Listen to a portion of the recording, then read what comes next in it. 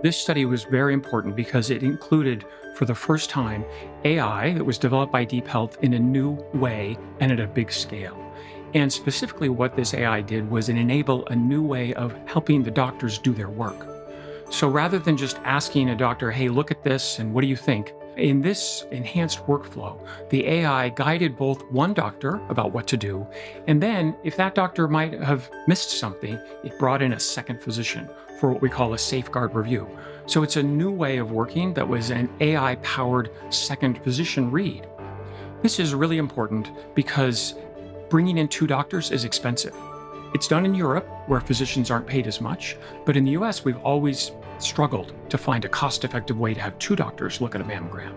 Now, what we've shown is AI, DeepHealth's AI, can actually find the right times to bring in a second doctor, only when it's the most important, and this is what's allowed us to boost the cancer detection rate by this 21%. As best I know, no other group is bringing in a second doctor because it's not cost-effective unless you have DeepHealth's AI. When you have that AI, then you can effectively find cancer at a much better rate in much broader populations than anyone's ever seen before.